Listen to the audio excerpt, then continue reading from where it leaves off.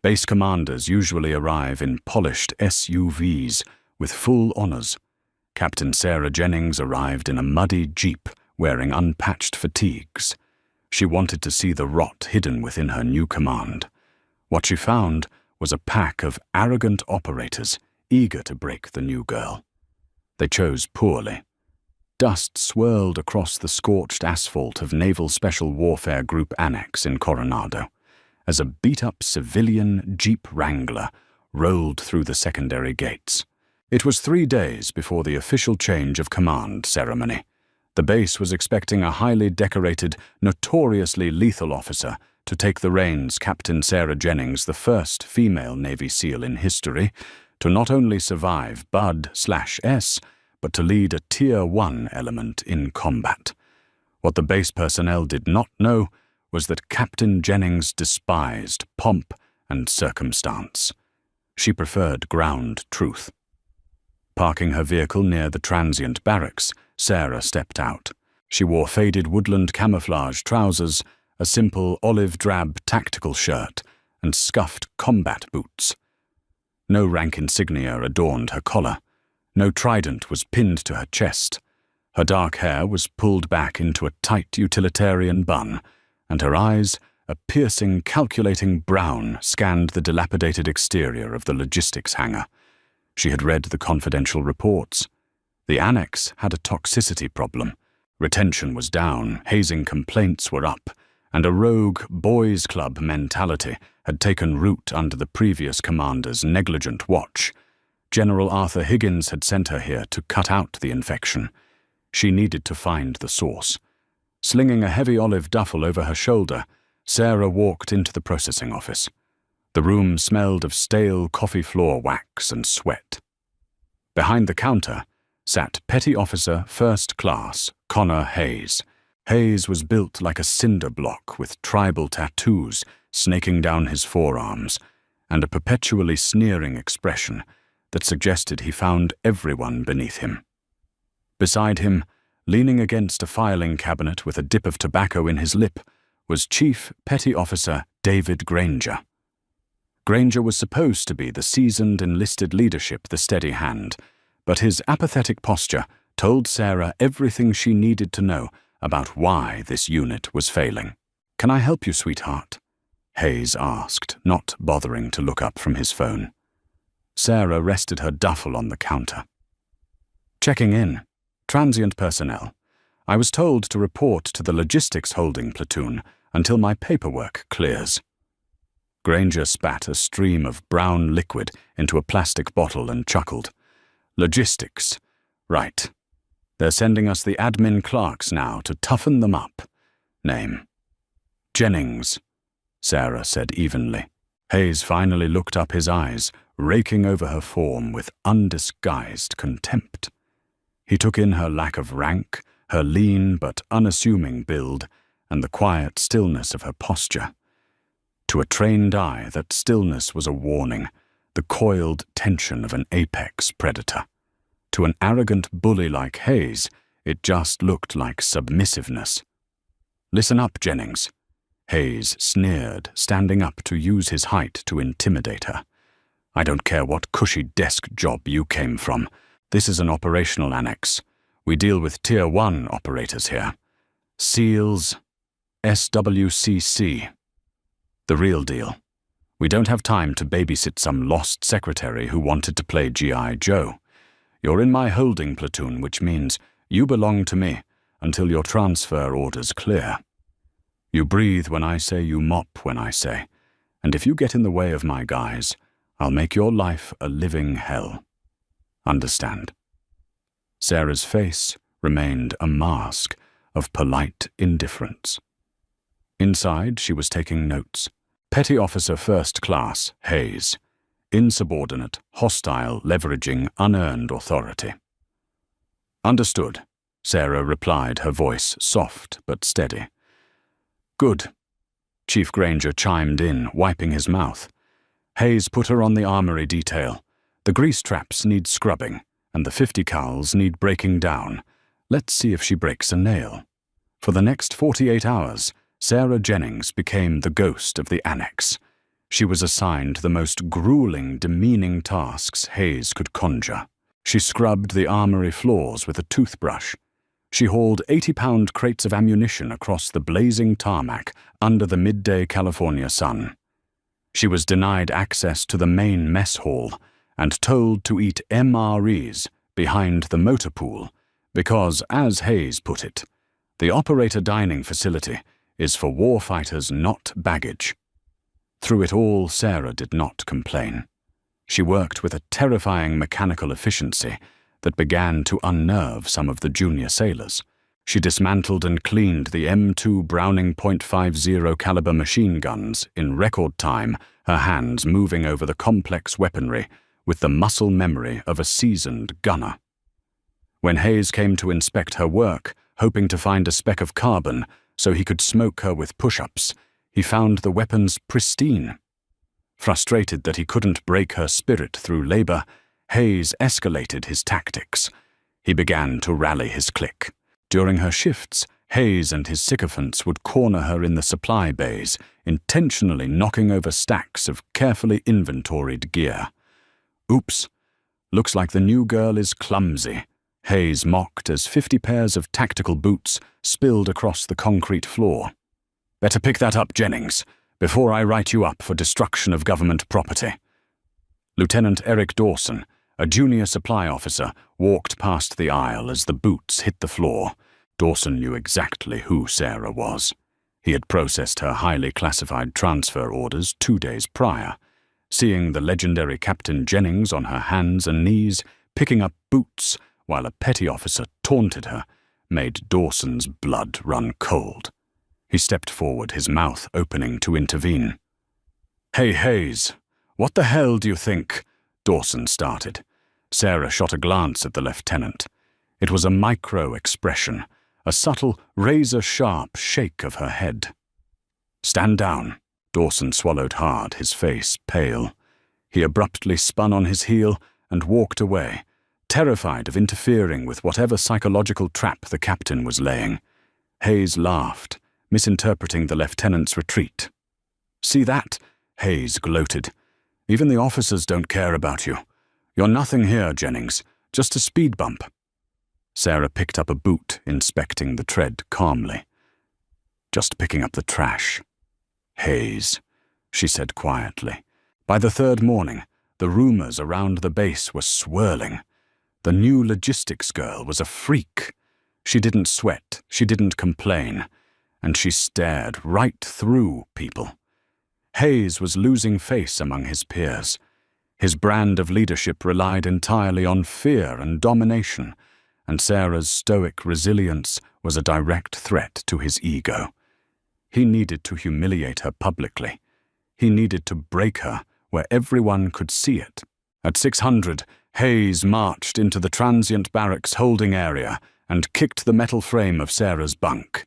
She was already awake, sitting cross-legged on the mattress, reading a manual. "Get your gear, Jennings. We're doing PT," Hayes barked, "and not your little aerobics class. We're running the Operator O course. The chief wants to see if you have any actual physical value to the Navy." The obstacle course at the Coronado Annex was notorious. It was a grueling gauntlet of high ropes, sheer walls, cargo nets, and mud pits designed to break elite candidates. It wasn't meant for logistics personnel. Forcing a non-combatant to run it without prior conditioning was not only against regulations, it was dangerous. When Sarah arrived at the starting line, a crowd had gathered. Chief Granger was leaning against the bleachers with a stopwatch. A dozen of Hayes's buddies were stretching, whispering, and pointing at Sarah in her plain grey t-shirt and standard-issue shorts. "Rules are simple," Hayes announced to the group, making sure his voice carried. "Full run. If you fall off an obstacle, you restart. If you puke, you restart. Jennings here thinks she's tough because she can clean a gun. Let's see how she handles the slide for life." Sarah stood silently at the starting line. She had run this exact course 14 years ago during BUD/S. She still held the female base record, though it was classified under her operational pseudonym at the time. "Go!" Granger yelled, clicking the stopwatch. Hayes and his guys exploded off the line. Sarah took off at a measured, rhythmic pace. She intentionally trailed the pack. She wanted to observe them. She watched Hayes muscle his way over the low walls, his technique sloppy, relying entirely on brute strength. She watched two other sailors struggle with the Weaver, their core strength lacking. This was what the command had devolved into bravado masking incompetence. When Sarah reached the Weaver, a series of logs where the runner must weave their body over and under without touching the ground, Hayes was waiting on the other side, resting his hands on his knees and smirking. "Come on, sweetheart, don't break a nail," he taunted. Sarah grabbed the first log. For a brief second, she considered throwing the course, playing the part of the weak administrator. But looking into Hayes's smug face, she made a tactical decision. It was time to turn the dial. She flowed through the Weaver like water. Over, under, over, under. Her movements were brutally efficient, wasting zero energy. She cleared the obstacle in 6 seconds, landing softly on the sand right next to Hayes. The smirk vanished from his face. "Don't wait up, petty officer," Sarah whispered and sprinted toward the cargo net. Hayes scrambled to catch up, his pride stung. He pushed himself to the absolute limit on the towering rope climb, his muscles burning. When he reached the top to ring the bell, he expected to look down and see Sarah struggling at the bottom. Instead, the bell chimed right next to his ear. Sarah was already at the top of the adjacent rope, suspended 50 feet in the air, not even breathing hard. Panic and rage flared in Hayes's eyes. He practically threw himself down the rope, burning his palms in his desperation to beat her to the final sprint. But Sarah was already gone. She navigated the slide for life, a terrifying zip-line-style rope descent over a water hazard with terrifying acrobatic precision. By the time Hayes crossed the finish line, he was gasping for air, clutching his side. Sarah was standing next to Chief Granger, her arms crossed, barely a bead of sweat on her forehead. The surrounding sailors were dead silent. The logistics girl hadn't just finished the operator course. She had smoked their top guy. Granger stared at the stopwatch, his jaw slightly slack. He quickly hid the device in his pocket. "Sloppy Jennings, you missed a touch point on the low wall. 50 push-ups." It was a blatant lie, but Sarah didn't argue.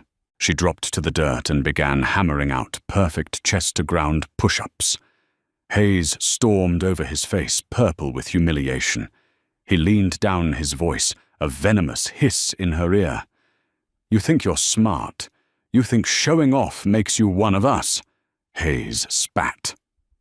"You just dug your own grave. You're on night watch tonight. Sector 4.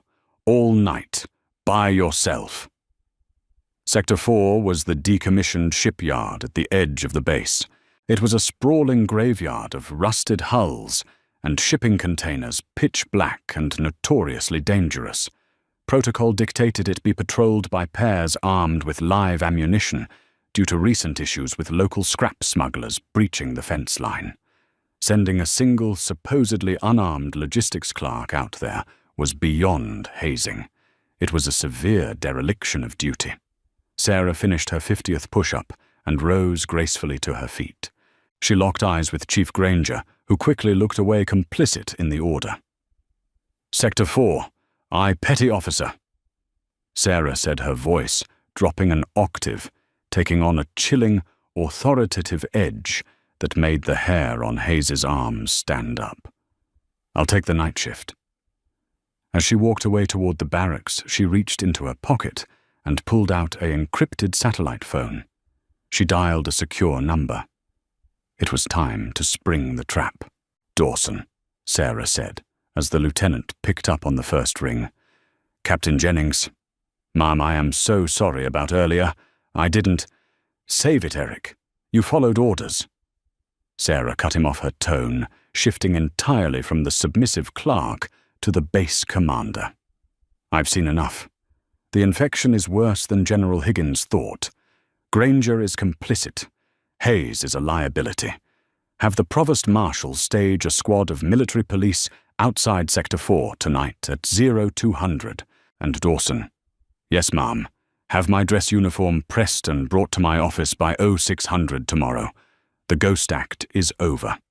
Midnight brought a chilling marine layer over the Coronado base, swallowing Sector 4 in a dense, freezing fog.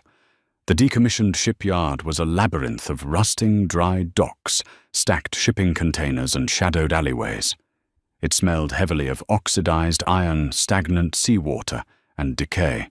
For a standard administrative clerk, being out here alone with nothing but a radio and a standard-issue baton was a terrifying prospect. For Captain Sarah Jennings, it was a tactical playground. She moved through the darkness with absolute silence, her boots rolling heel to toe in a practiced stalking gait. She did not use a flashlight. Her eyes had fully adjusted to the ambient glow of the distant city lights reflecting off the fog. She knew Hayes was planning something. Bullies always had a compulsive need to witness their victim's fear, and Hayes's ego had been severely bruised on the obstacle course. He would not let the night pass without trying to reclaim his perceived dominance. A quarter-mile away, creeping through the Eastern Access Gate, Petty Officer First Class Connor Hayes was shivering in his lightweight jacket. Flanking him were two of his most loyal subordinates, Petty Officer William Carter and Seaman John Davies. They had slipped away from their barracks with a pair of unauthorized night vision goggles and a plan to terrify the logistics girl. "Keep it tight," Hayes whispered, his breath pluming in the cold air. "We find her. We pop the circuit breaker on the floodlights, and we corner her in the hull of the old destroyer. I want her crying for a transfer by sunrise." "Are you sure about this, Hayes?" Carter muttered, nervously checking his watch. "If the officer of the deck catches us out here, we're risking Article 15S. Granger might cover for us, but this is pushing it." "Shut up, Carter. I run this holding platoon, not some glorified secretary," Hayes hissed. "She embarrassed us. She needs to learn the hierarchy." They moved deeper into the maze of containers, blinded by their own arrogance. They were so focused on finding Sarah that they completely missed the severed chain-link fence near the waterline. They also missed the three heavy-set men, dressed in dark civilian clothes, armed with suppressed pistols and crowbars, quietly loading crates of stolen, highly restricted military-grade copper and discarded electronics onto a skiff. Local scrap smugglers had been growing bolder, but these men were heavily armed and organized. As Hayes rounded a blind corner near Dry Dock 7, he walked face first into the smuggling cruise point man. The smuggler, a hardened criminal with a jagged scar across his jaw, whipped around. For a split second, both men froze. Hayes's brain struggled to process the unexpected threat. He was a logistics clerk who liked to act like an operator. He hadn't fired a weapon in anger in his life. The smuggler didn't hesitate. He raised a suppressed 9mm pistol and aimed it directly at Hayes's chest. "Not a sound, sailor," the intruder growled, the silencer catching the faint moonlight. Behind Hayes, Carter and Davies stumbled backward in sheer terror, tripping over their own feet. Hayes's hands shot up. All his bravado, all his swagger evaporated instantly.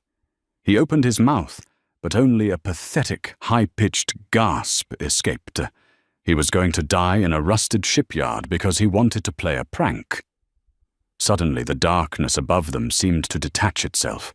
Sarah had been tracking the smugglers from atop the shipping containers for 20 minutes, waiting for the MPs to get into position. When Hayes foolishly blundered into the kill zone, she was forced to accelerate her timeline. She dropped 20 feet from the top of a Connex box, landing behind the armed point man in total silence. Before the smuggler could pull the trigger on Hayes, Sarah's hand shot out like a striking viper. She seized the slide of the pistol, pushing it out of battery to prevent it from firing, while simultaneously pivoting her hips and driving a devastating palm strike into the man's elbow. The joint snapped with a sickening crack. The smuggler screamed, dropping the weapon. Sarah followed through with a sweeping leg kick that took the man's feet out from under him, sending him crashing into the asphalt. The other two smugglers spun around, dropping their crates. The second man reached into his jacket for a weapon, but Sarah was already moving. She closed the distance in a blur of motion. She deflected his draw hand, stepped inside his guard, and delivered 3 rapid concussive strikes to his solar plexus, throat, and jaw. The man collapsed like a puppet with cut strings. The third smuggler, realizing he was severely outmatched by a ghost in the fog, turned and sprinted toward the skiff. "Halt!" Sarah's voice boomed, completely stripping away the meek persona she had worn for 3 days. It was the voice of a Tier 1 commander in a combat zone, sharp, lethal, and demanding absolute obedience. The smuggler didn't listen. He leapt toward the boat. Suddenly the perimeter erupted in blinding white light. Sirens wailed, piercing the quiet night. 4 armored military police SUVs smashed through the auxiliary gates, their high beams pinning the fleeing smuggler against the dock. 6 heavily armed MPS piled out, weapons raised. "Get on the ground! Do it now!" The lead MP roared. The smuggler threw his hands over his head and dropped to his knees. Hayes, Carter, and Davies were huddled against the steel wall of a container, trembling violently. Hayes looked at Sarah, his eyes wide with a mixture of terror and absolute confusion. The woman he had ordered to scrub grease traps had just dismantled 2 armed mercenaries in under 4 seconds without breaking a sweat. A sleek black sedan rolled up behind the MP vehicles. The doors opened, and Lieutenant Eric Dawson stepped out, accompanied by the base provost marshal. Dawson marched straight past the shivering petty officers and stopped directly in front of Sarah. He snapped a crisp textbook salute. "Area secure, Captain. The provost marshal has the perimeter," Dawson reported, loudly ensuring his voice carried. Sarah returned the salute casually, her face devoid of emotion. "Good response time, Lieutenant. Have the MPs process the hostiles." Hayes's jaw fell open, his brain short-circuited. Captain Sarah slowly turned her gaze to Hayes. The cold fury in her eyes pinned him to the spot. "Petty Officer Hayes," she said, her voice dropping to a terrifying quiet register. "You abandoned your post, brought unauthorized personnel into a restricted sector, and endangered the lives of your sailors for a hazing ritual. You are a disgrace to the uniform. Give your ID card to the Provost Marshal. You're under arrest." Your logistics," Hayes stammered, his legs giving out, as an MP stepped forward and violently shoved him against the container to zip-tie his wrists. "I am the incoming base commander," Sarah corrected him, turning her back on him as if he were already a ghost. "And your career is over." Morning broke over the Coronado Annex with brilliant, unforgiving sunlight. The base parade deck was a sea of crisp white uniforms.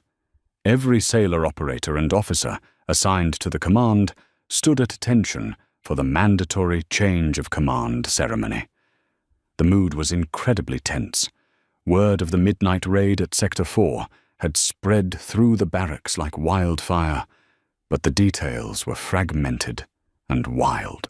People whispered that Hayes had been arrested by federal agents, that smugglers had infiltrated the armory, and that the new logistics clerk was an undercover NCIS agent. Chief David Granger stood at the front of the formation, sweating profusely into his collar. He had awoken to find his top enforcer, Hayes, locked in the base brig, facing serious UCMJ charges, and his own access codes to the command intranet revoked. A sickening realization had begun to gnaw at the edges of his mind, but he forcefully pushed it down. At exactly 0800, the base band struck up the naval anthem. The outgoing interim commander, a tired-looking captain who had clearly given up months ago, took the podium alongside General Arthur Higgins. Higgins was an imposing figure, a decorated veteran who tolerated zero nonsense. Sailors, officers, and operators of Naval Special Warfare Group, Annex General Higgins, began his voice echoing across the concrete via the PA system. For the past 2 years, this command has failed. It has failed to maintain standards. It has failed to protect its own. And it has allowed a culture of arrogance and bullying to poison the well. That stops today. Granger swallowed hard, his eyes darting nervously. I have brought in an officer specifically chosen to burn out this infection. Higgins continued. An officer who has led elite teams behind enemy lines, who knows what true leadership looks like, and who possesses the moral courage to hold this command accountable. It is my distinct privilege to introduce your new base commander, Captain Sarah Jennings. From the shadows of the administration building, Sarah emerged. A collective silent shockwave rippled through the hundreds of assembled personnel. It was the same woman who had scrubbed the armory floors, the same woman they had mocked in the mess line. But she was transformed. Sarah walked with a measured, predatory grace, her head held high. She wore her Navy service dress whites.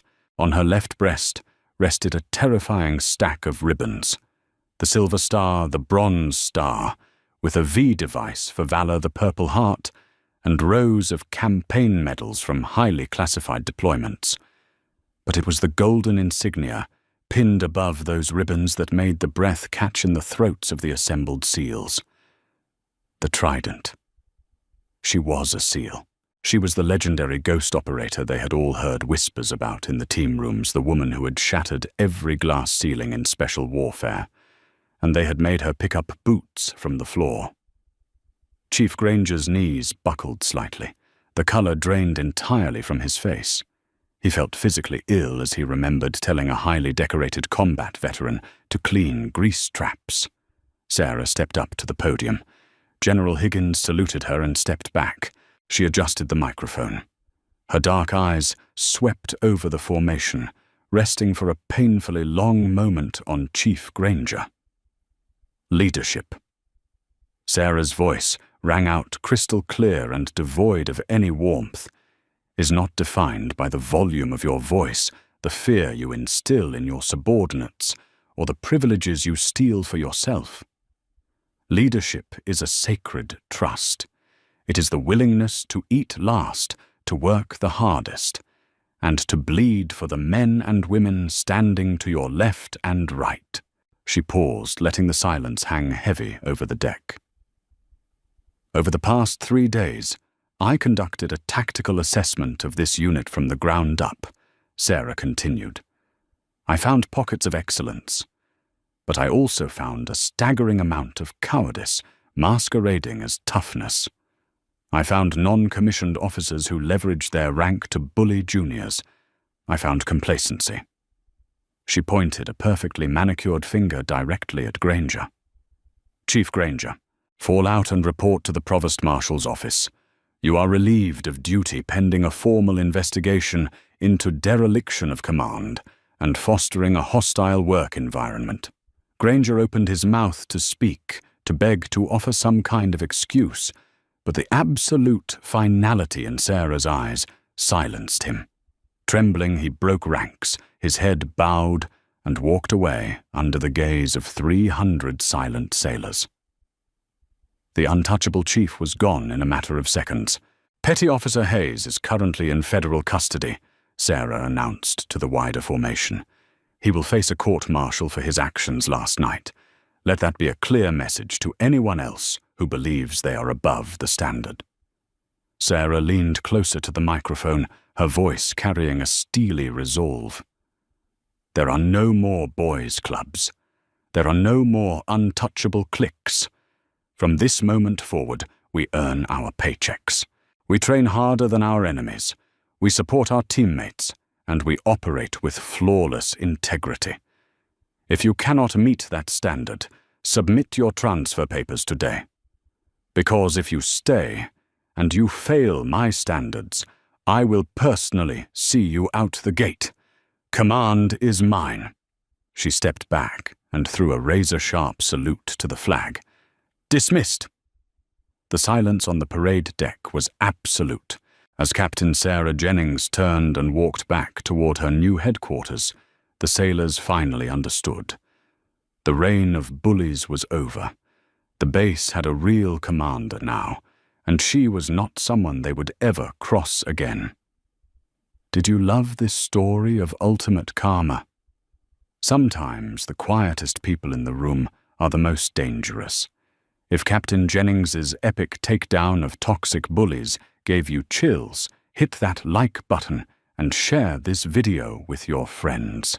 Don't forget to subscribe to our channel and ring the bell for more incredible real-life stories of military justice, undercover bosses, and badass heroes who refuse to back down. See you in the next one.